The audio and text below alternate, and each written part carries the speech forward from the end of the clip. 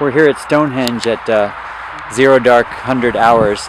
Guys, are you tired? We had to wake up very early to get the inner circle access. We had to wake these guys up at 5 a.m. But was it worth it, guys?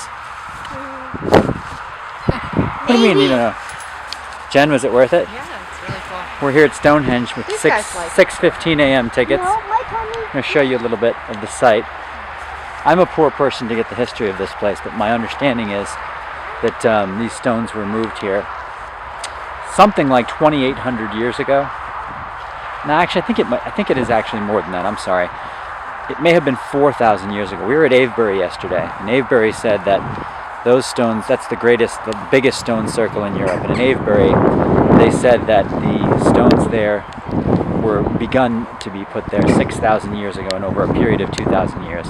So that's 4,000 to 6,000 years ago for Avebury, which is, maybe a half hour, 45 minutes from here. And Avebury said that they are 14 times larger and 500 years older than Stonehenge. Okay, so then that puts us, then we're talking about maybe 3,500 years ago these stones were brought here. And my understanding is that they were brought here from Wales, which is a long way away. And all of the different theories of why this was here. Was it astronomical? Was it religious, for rituals, for processions? Maybe all of the above. Of course, we don't know.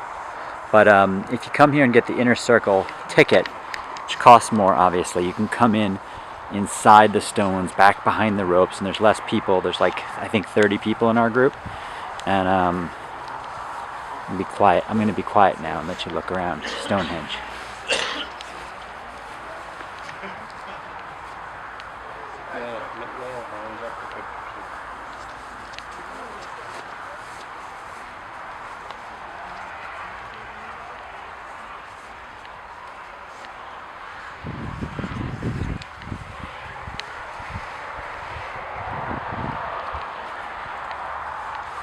Okay, I lied. I'm not going to be completely quiet in the video.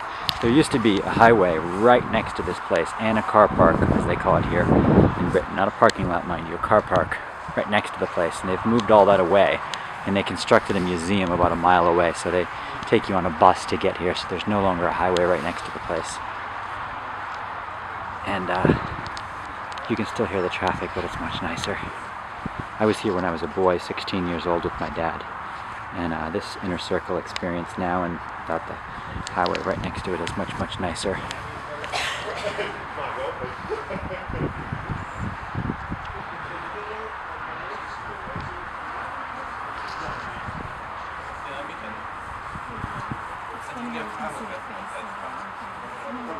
When I asked the gentleman working at Avebury about the level of tourism in Avebury versus Stonehenge, and he said Avebury got 114,000 visitors 3 years ago, and Stonehenge got over 1 million last year. So 10 times as many people visit Stonehenge as Avebury. And I asked him why, and he said because Stonehenge is nice and small, it's easier to take a picture of. Avebury, the stone circles are spread out over 28 acres, and it's a little bit harder to comprehend. And he said that he kind of joked that Avebury is for the more discriminating tourist, the more intelligent tourist, something along those lines. But Stonehenge is pretty awesome too, as you can see. I'm going to back up to give you a better perspective. And the countryside nearby is so nice and green. You've got rolling hills behind it.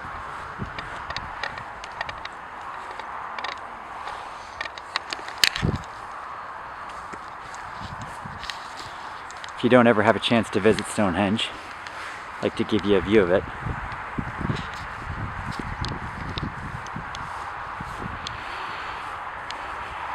But inner circle access, yes, I do recommend it.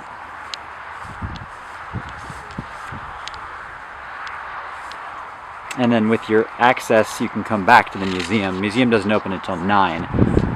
And you've got an hour when you're here, so our 6:15 ticket leads us here till 7:15. What do you think, Jen? What? Of Stonehenge. It's very nice. We like.